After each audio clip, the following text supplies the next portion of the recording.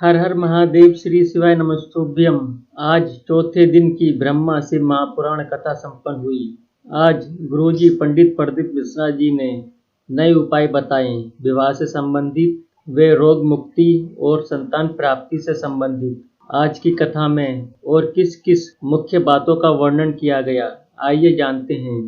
गुरुजी ने कहा, तुम्हारे मकान की चाबी कहीं खो जाए तो तुम परेशान हो जाते हो, उसी तरह यह शिव महापुराण की चाबी अगर छूट गई हो तो ऊपर जाकर भी तुम परेशान हो जाओगे। घर की चाबी आपके पास होगी तो आप घर के अंदर प्रवेश कर लोगे। उसी तरह कृष्ण नाम की चाबी तुम्हारे पास है तो तुम भी वैकुंठ के द्वार खोलकर अंदर प्रवेश कर जाओगे। गुरुजी ने कहा, हमारी गाड़ी और वाणी में ब्रेक होना बहुत जरूरी है। गाड़ी के अंदर शीशा हो ना हो, सीट हो ना हो चल जाएगा, पर ब्रेक ना हो तो नहीं चलेगा। उसी तरह हमारी वाणी में भी ब्रेक होना बहुत जरूरी है। हमारी वाणी से कोई ऐसा शब्द ना निकले जिससे दूसरे को दुख कष्ट पहुँचे। हमारे शरीर में कहीं भी कोई घाव हो जाता है तो वह घाव इतनी जल्दी से नहीं भरता जितनी जल्दी से जुबान में हुआ घाव भर जाता है। पर इस जुबान से निकले अपशब्द किसी को आड़ा टेढ़ा बोलकर किसी को कोई घाव दिया है, वह घाव पूरी जिंदगी भर नहीं भरता। गुरुजी ने कहा, दुनिया का जितना भी बड़े से बड़ा सेठ हो, वह भी अपने दुख को किसी को नहीं बेच सकता और सुख को किसी से खरीद नहीं सकता। उसकी जिंदगी में जो लिखा होता है वह तो उसे भोगना ही पड़ता है। एक व्यक्ति ने पूछा, किस्मत वाला किसे कहते हैं? जिस व्यक्ति को बहुत सुंदर शरीर मिला है या जिसके पास धन दौलत है।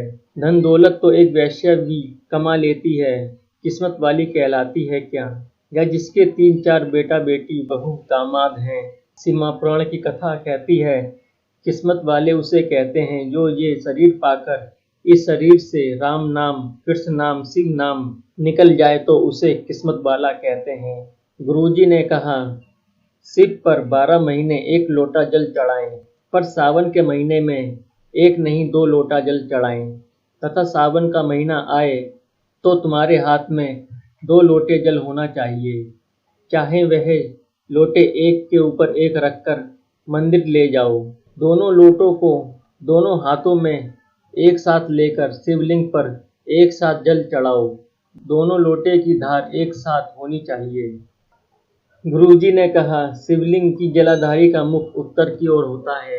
किसी बेटा बेटी की शादी नहीं हो रही है, उम्र निकलती जा रही है, तो शिवलिंग पर सावन के महीने में 2 लोटा जल लेकर जा रहे हैं तो शिवलिंग की जलाधारी से जल जहाँ अशोक सुंदरी वाला स्थान होता है, उस जलाधारी से दोनों लोटे का एक साथ जल जलाधारी से लेकर शिवलिंग पर छोड़ दीजिए।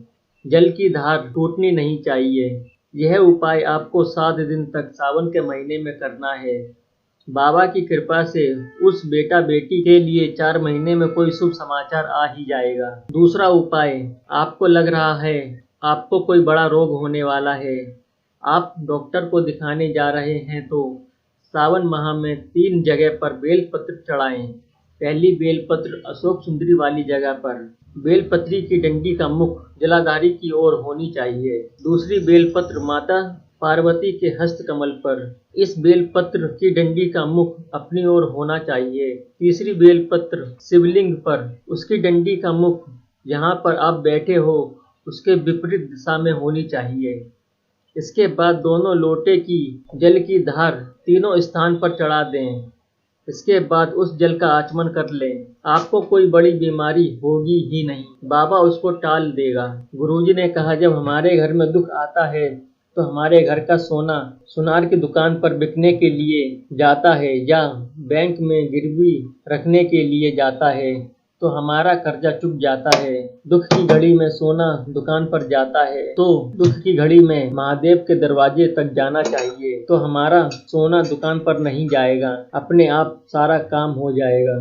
संतान का सुख नहीं है। शादी को 10 साल हो गए हैं, 14 साल हो गए हैं, 20-25 साल हो गए हैं।